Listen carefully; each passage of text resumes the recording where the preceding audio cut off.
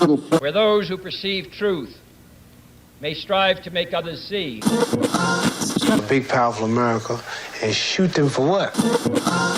On that continent, we are trying to forge a new identity for which we need each other. There's an understanding that our generation has come to, and this is in regard to the results of corruption, right? Previous generations, they could ignore politicians accepting money and essentially being puppets for large corporations. But it seems like we've been put in a predicament that is really a direct result of previous generations and the general populace's ability to ignore said corruption. And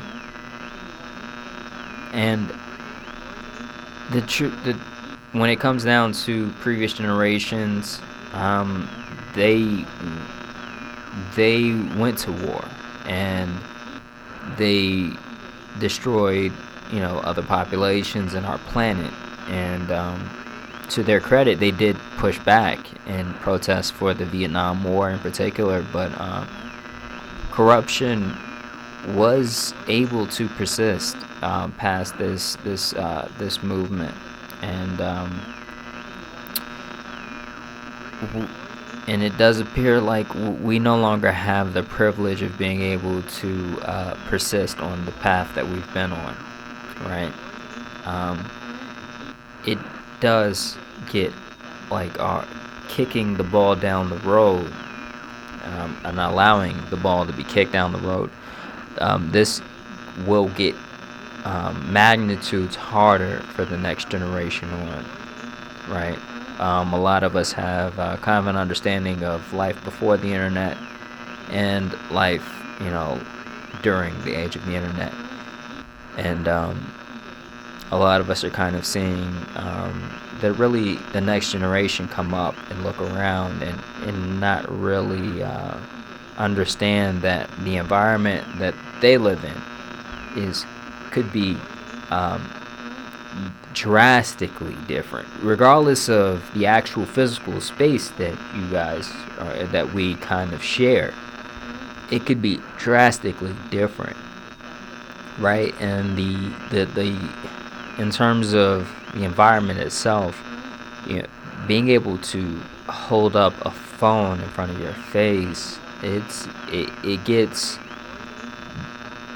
We have an understanding that this is bad with a lot of us who have kind of grew up before the age of the internet and before phone technology was ubiquitous throughout society. But we I don't think we really have an understanding of what that means for the generations that come next. And I think we really should understand that kicking this ball down the road, we can look back and we can understand in a way that they won't be able to, or that they may not be able to, right? So there are very much movements to where they had for those that don't know, like the Wayback Machine, in terms of the internet, being able to look up internet archives and stuff like that, got hacked recently, which I mean, if you're looking at places to hack, that's kind of a weird place to hack, unless you're trying to control what people see, right? So this is kind of a conspiracy thought here, but people should understand that there's going to be considerably more incentive and less energy required to manipulate the population.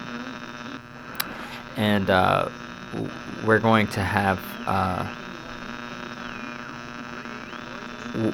we don't have really the privilege of being able to persist on the path that generations before us may have persisted on. It looks like we're at the end of a scam, and that scam has successfully really increased the gap created by wealth and inequality, and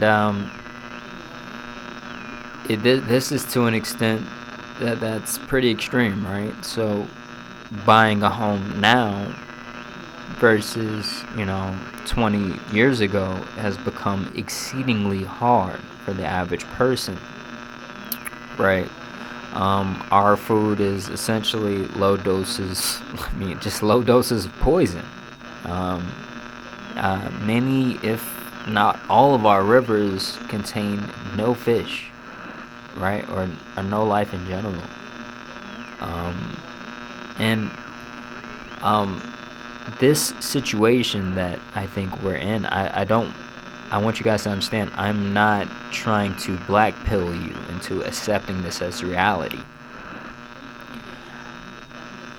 I am trying to tell you and really help you understand that we are in a corner, right?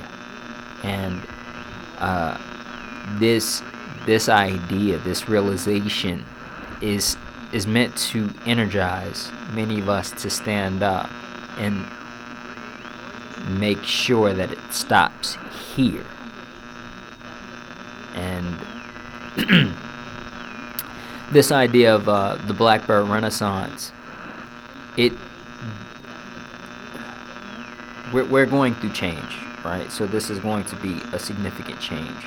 And the Blackbird Renaissance in particular, it depends on you coming to this understanding and acting to change things. And the idea here is future generations are depending on you. Good luck.